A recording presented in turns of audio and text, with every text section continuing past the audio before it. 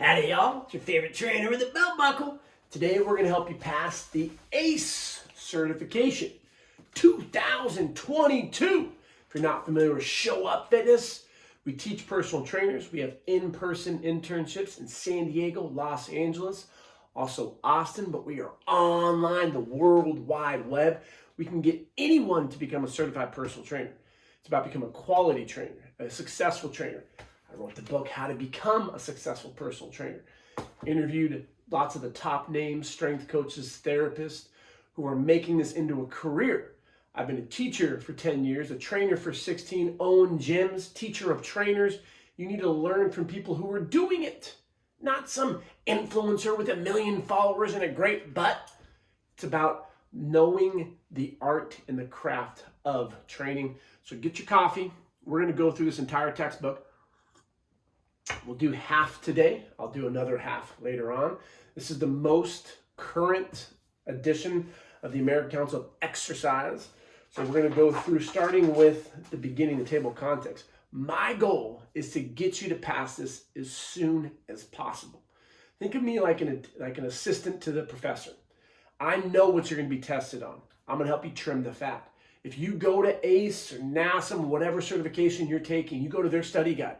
They're going to have you study the entire textbook. Don't do it. Get through it in a month, 2 max. Throw the book away and then get into actually learning how to train. This doesn't teach you how to train. This is a test to get you in the door.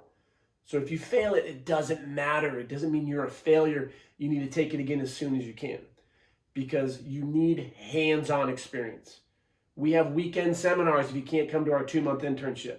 If you want to become a great trainer, you need proper supervision. Think about that for a second. We're personal trainers, but the average trainer reads this textbook. I'm qualified. No, you're not. You have no idea what the fuck you're doing.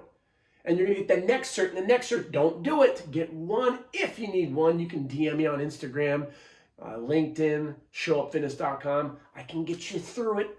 You don't need a certification. The industry is greatly flawed, but you don't care about that. You're freaking out. You want to pass this test, so let's do it. Starting out in the table of contents. Don't read chapters 1 and 2. You don't need to. It sets the expectations for the integrated fitness training model, IFT as they call it. I will go through and tell you the pages that you really need to know, vocab words and stuff to skip. Don't read chapters 1 and 2. Section 2, chapter 3, behavioral change. They love this right now. Why? Because these organizations only make money if you pass. They don't make a boatload of money if you fail. Think about it for a second. If you take this test and you fail, what's the likelihood of you doing it again? You get in your mind and you go, I'm a dumbass. This isn't for me. I'm going to try something else. They know that. They have teams of psychologists. They analyze all this shit. So they make money when you pass because then you go, you know what? I wasn't tested a lot on nutrition. I'm going to go become a nutritionist and get the next cert. You know, I really like that behavioral stuff. I want to become a life coach as you're 21 years old. So you get the next cert. That's how they make money off of you. Don't do it. You've already wasted a lot of money on one. Just get through it, all right? So chapter 3, you should read. 4, skip.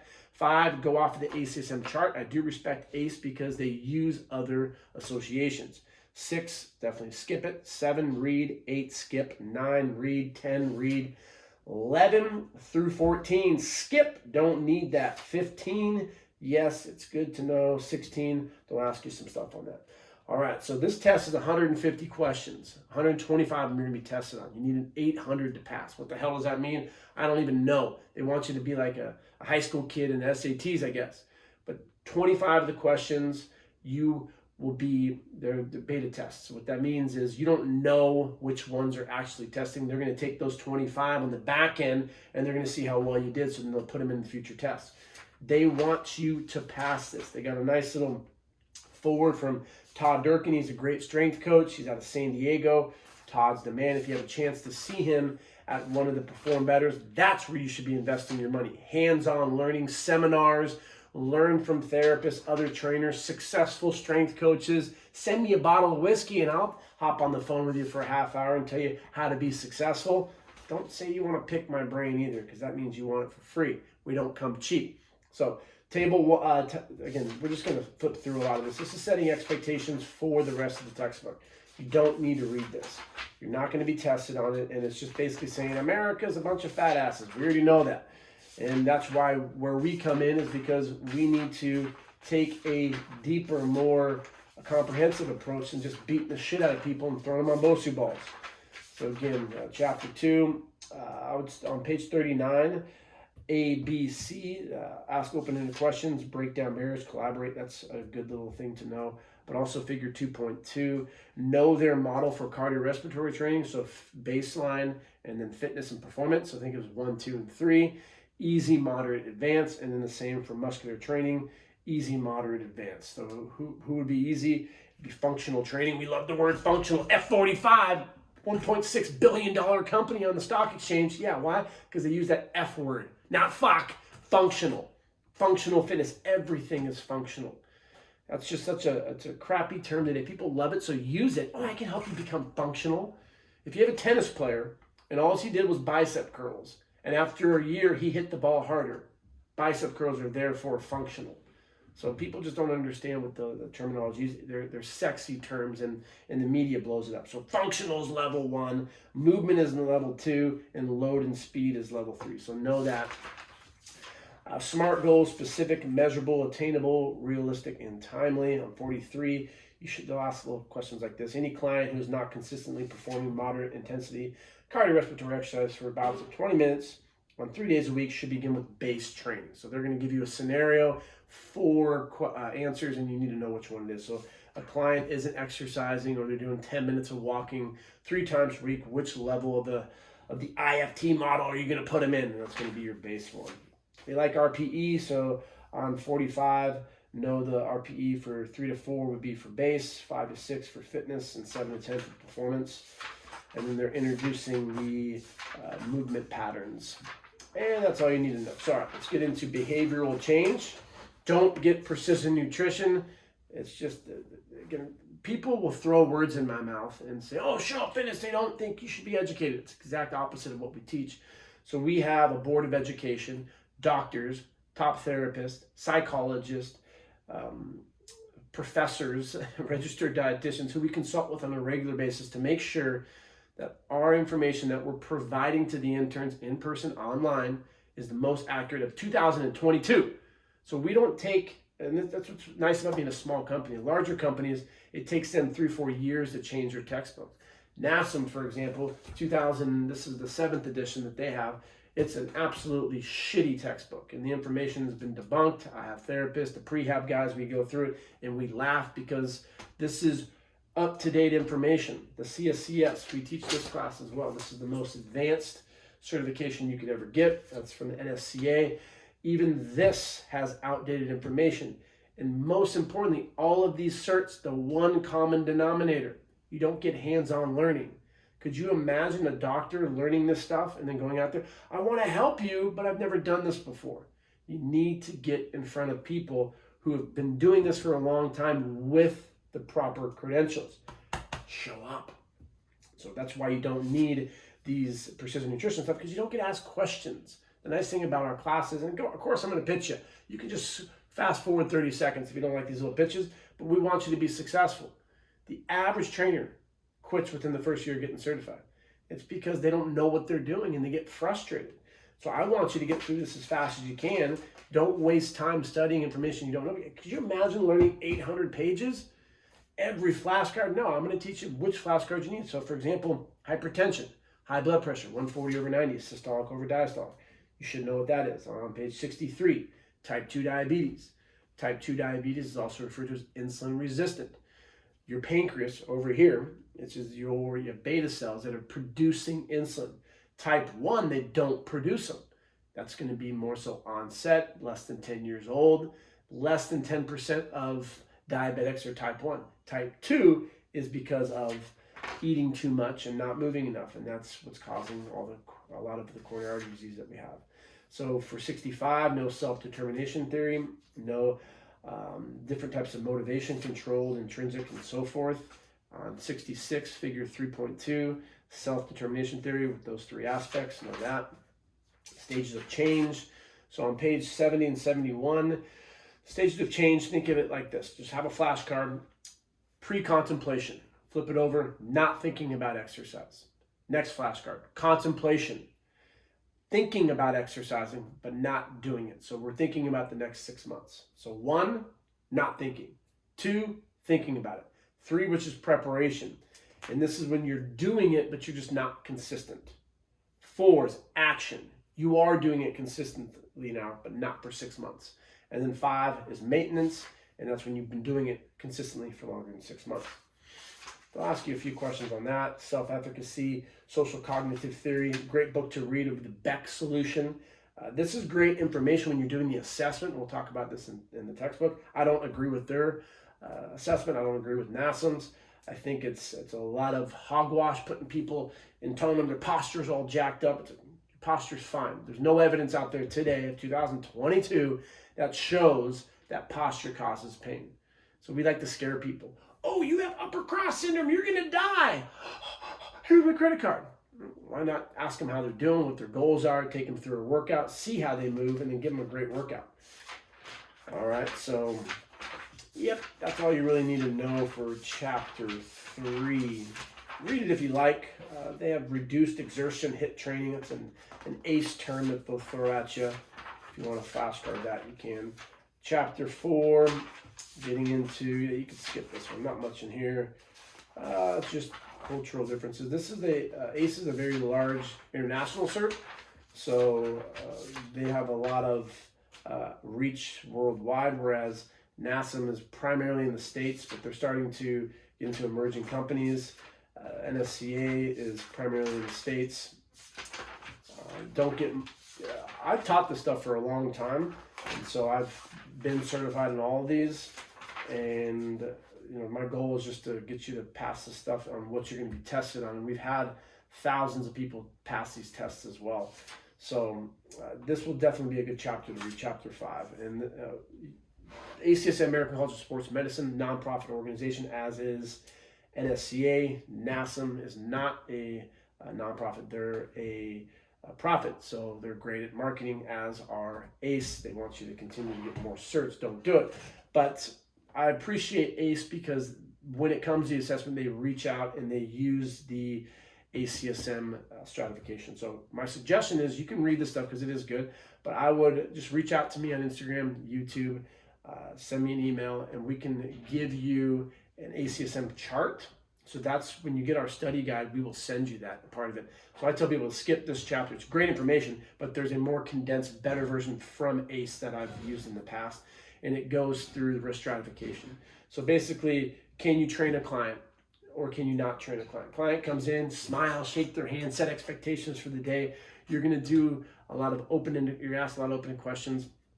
You're gonna gather information, objective, subjective information, and then you're gonna do blood pressure, measurements, body fat. There are certain things where I would not train a client, such as a client who has numbness down the arm. A client has tachycardia, which is a resting heart rate greater than 100. Shortness of breath for no apparent reason. If they have asthma or a pulmonary disease, if they have metabolic disease, a thyroid problem, or if they have coronary artery disease or coronary vascular disease, those 3 things will put them at high risk. That means I won't train them. So this will teach you the risks and then the stratification. So we can send you that.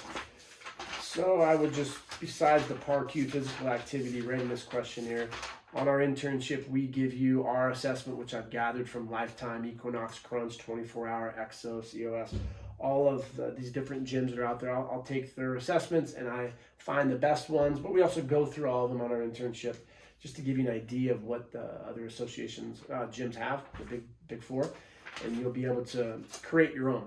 So make sure that you screen your clients and do your due diligence. Nutrition, important stuff, obviously. Your abs aren't made in the kitchen, but people like to say that. It's about calories in, calories out. Offends a lot of people because you don't have a science background, but it is about calories in and calories out. Do you know what a calorie is? Do you know what the law of thermodynamics is? We've created what's called the body mass equation, where we look at calories in, calories out, because that is the most important. But you do need to address hormones and sleep and stress, hydration, hunger. There are other factors, environmental factors, genetics. So we try to simplify it today as a nation, and that's why we're in this problem. It's it's only about calories in, calories out. You got to eat less and move more. That's terrible advice. Because for someone who's overweight, what does eating less mean? Because they think they do eat less.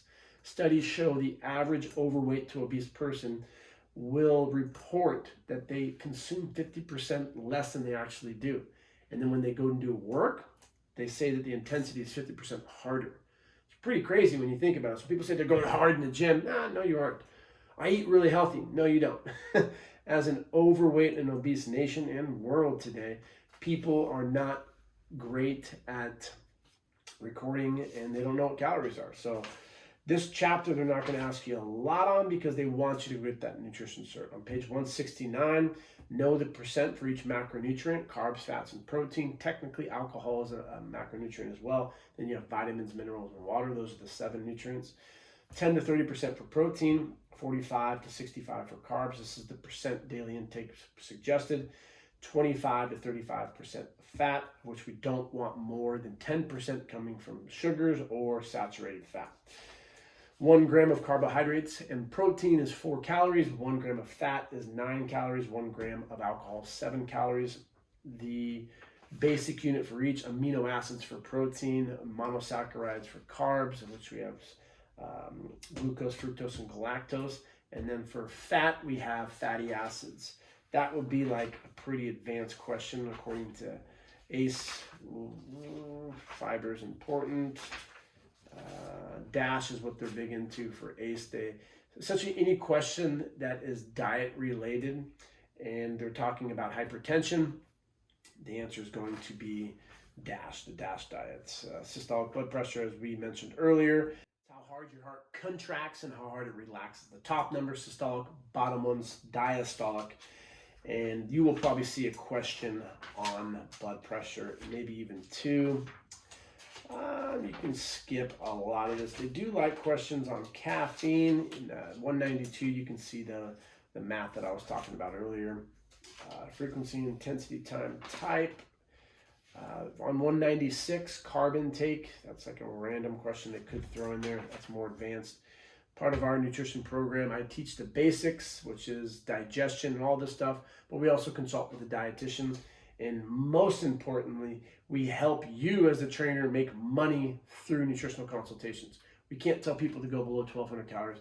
We can't give people food logs. That's breaking the law. We need to stay in our lane. But what I can do is implement our body mass equation, charge your normal hourly rate. So all of our trainers at SUF-Fitness, Santa Monica, West Hollywood, San Diego, Austin, all of them require, it's all about what the trainer says, require the clients to train with them 2 to 3 times, and they'll do another session once per month outside of that training. I do not like it when trainers give nutrition advice during the session. You're devaluing yourself. What you need to do is set clear expectations that I'm going to train you Monday, Wednesday, and Friday for the next month. After you train with me for 12 sessions, that gives you the green light to talk about nutrition.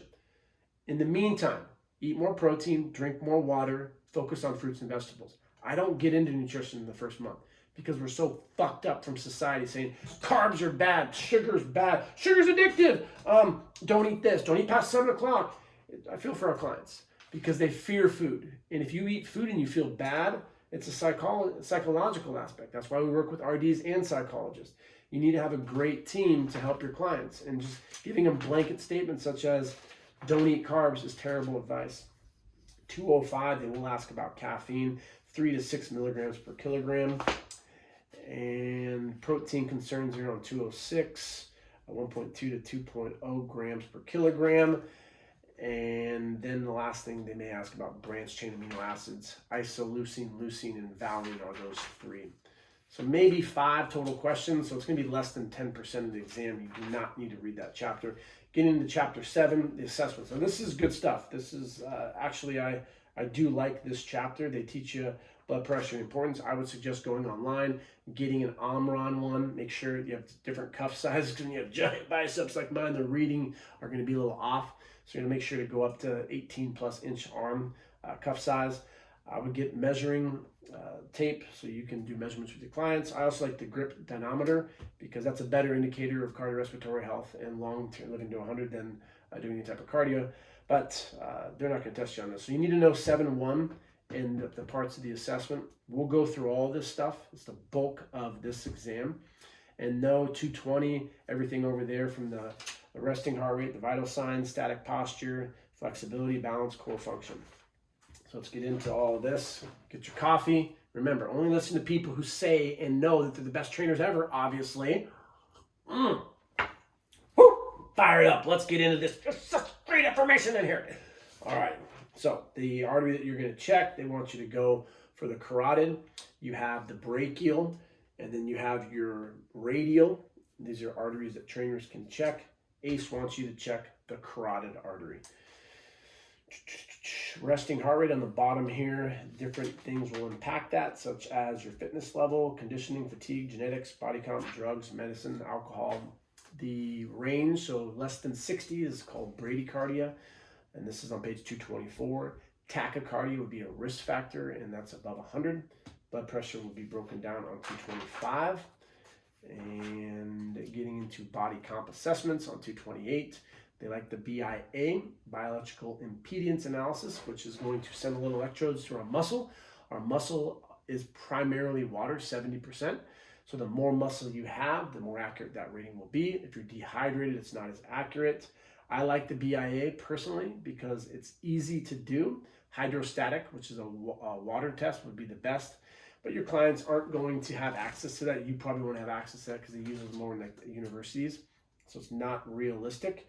It's taking into consideration Archimedes' principle in the law of buoyancy, which can be seen on 229. Density is mass and volume. It's just not realistic. The more common ones would be the BIA and also the calipers. Personally, I don't like calipers. Hey, how you doing? My name's Chris. Let me start pinching your fat. Your clients, it takes a lot to come to work with a trainer because we're psychopaths. You know, we have water next to us. We live for fitness. We're passionate about it. We wear Lulu all day. Most people hate fitness. And so when they come in and we set expectations for this workout that we're all excited about, but they fucking hate it and they don't want to be doing it, and then all of a sudden we start pinching their fat, I don't know why people aren't signing up with me. Yeah, because you got to be really good at reading people. And if you're pinching someone's fat the first day, they're probably not going to sign up with you. So you're looking at the hydrostatic is about 1% error. And then skin fold measurements in the BIA are 3 to 5% error. And getting into, again, loading up type 2 diabetes is 235. The range for BMI, body mass index, which is a chart going, or not chart, it's a calculation going over your height, your weight in kilograms over height in meters squared. It can be 234. So just know that underweight is 18.5 or less. 18.5 to 24.9 is normal. 25 to 29.9 is overweight. And 30 and above is obese. It's a fine measurement. People like to beat it up and bash. It's the worst thing ever. We're a fat ass nation and we're superficial as trainers. You can look at 10 people and be like, overweight, overweight, obese, overweight, overweight. Oh, that's a jacked dude. He has more muscle. Technically overweight or obese. So if you have more lean body mass, you're going to have a higher BMI. That's all right. I'm borderline obese. This hunk, I'm not going to have a heart attack because of my BMI being there. It's because I have excess lean body mass, and that's okay. So it's fine. You just need to know those measurements. On page 241, it's good to know where to measure with these sites and the waist to hip ratio. They love to ask that question. Difference between android and gynoid. The prefix of ANDR, andra, is male, so that's going to be the males have typically more excess adiposity in their mid region, which is going to be visceral fat, whereas females will have more in their hips, like a pear, and that's going to be subcutaneous fat. They will test you on, and you'll see things about blood pressure, cholesterol, HDLs, triglycerides. All that stuff will be in the ACSM that we suggest. For every 1 inch, you're going to have an increase in the following, so it's good to know that for your waist circumferences, which you can see on table 7-8. Just know that for males, once you're above, we're looking at 0.89, that's going to be considered high, and then for so essentially for females it's 0.8, for males it's 0.95. That's the ratio they want you to know.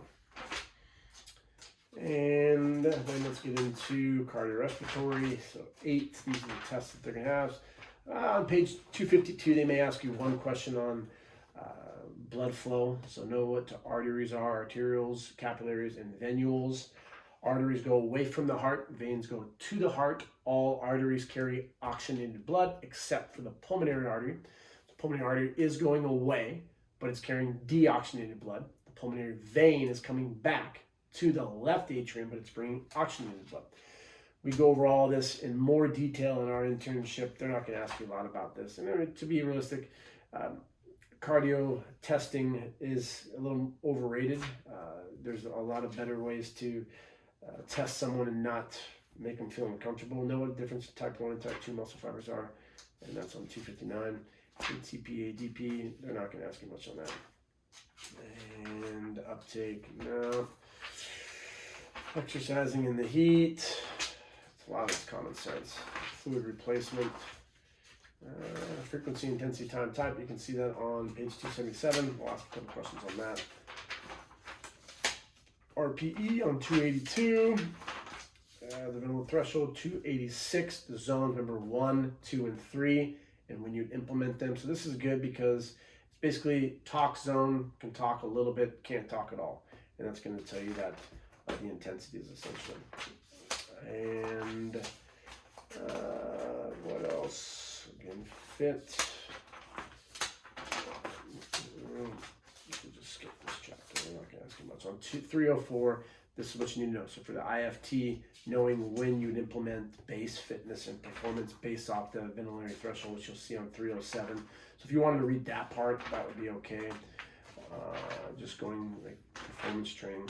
On 314, the zones, zone 1, 2, and 3, and that's pretty much it for 9. Let's get into 8, sorry. Chapter 9, now the benefits of training. Looking at the skeletal system, 206 bones in the human body. We have axial and appendicular. Axial, think like an axle down a car. So your skull, your vertebrae, 33 bones. Your sternum and your rib cage. Axial is everything coming out. Longest bone in the human body is the femur. Upper body would be your humerus. Smallest bones will be in your middle, in your ear, called the incus malleus stapes. We got the carpals. We have the tarsals. More than 50% of the bones are going to be in your hands and feet. Fun little knowledge if you're ever on Jeopardy. 325, Wolf's Law. And I think about a wolf running. It's going to be giving it enough pressure to stimulate the bones to grow. The basic unit of bone is called osteon. So we have osteoblast, osteoclast, class break down bone. It's always a process that's taking place, but as we age, the clasts become more active, and we can delay the inevitable by exercising with load, specifically heavier loads like 75%. Osteoblasts build up the bone. So we put some weight on our back, we need vertical compression, and the bone, just like this pin, will slightly break, and then blasts are going to build that bone to make it thicker. You can see that on page 325. And ligaments connect bone to bone. Planes of motion, 328. Anatomical position will be with your hands supinated, looking forward. So when forward, front and back are going to be the sagittal plane of motion, or anywhere I can flex and extend, flex, extend of the humerus, of the elbow. Right now I'm in a flexed position sitting. My hips are flexed, my knees flexed, my foot is dorsiflexed. Flexion and extension will always be sagittal.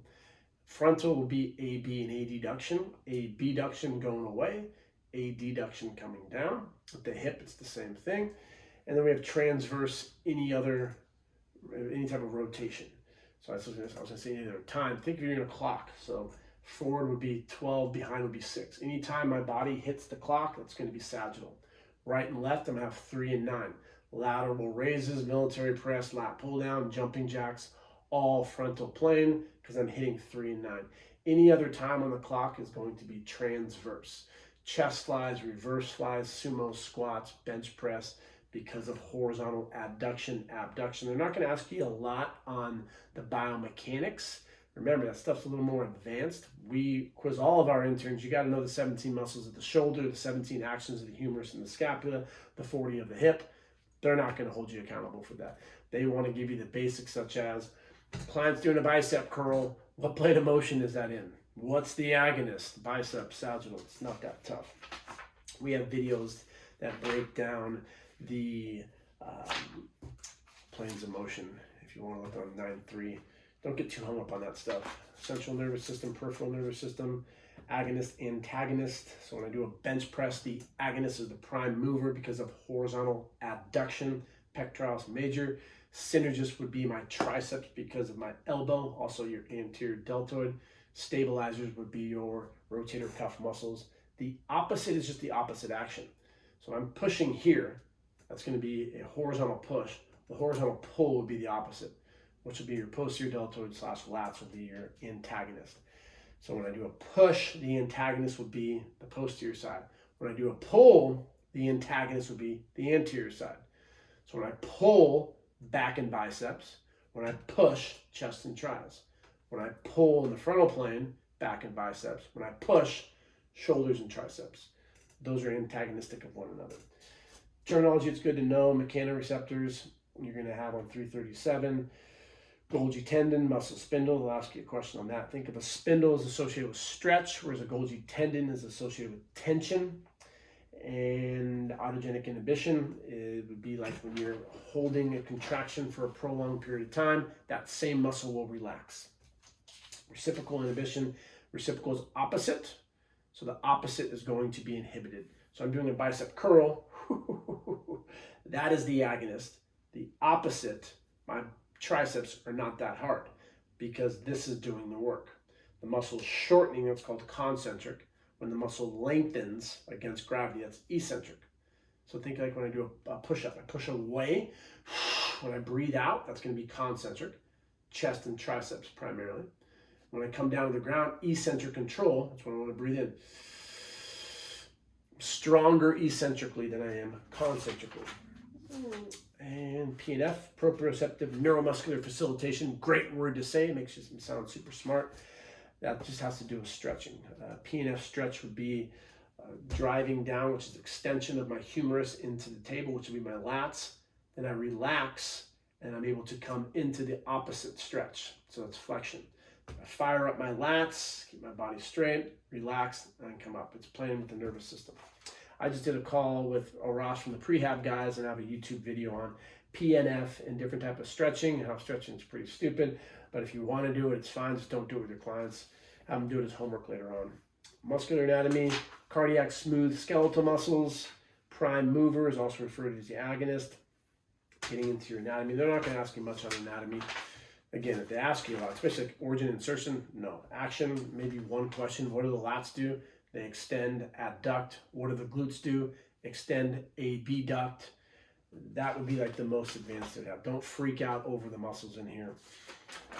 Basic muscles. I always say know the main 7. So your chest, your back, your bis, your tris, your deltoid, your legs, so your glutes and your quads.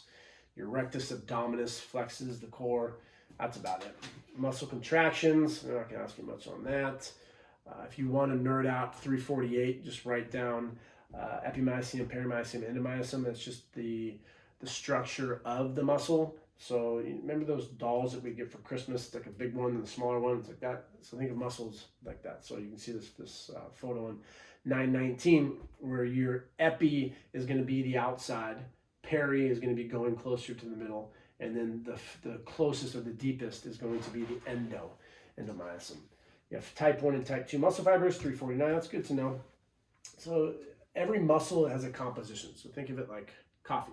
So we have the coffee bean and water. It's not just coffee bean or it's not just water, it's a combination.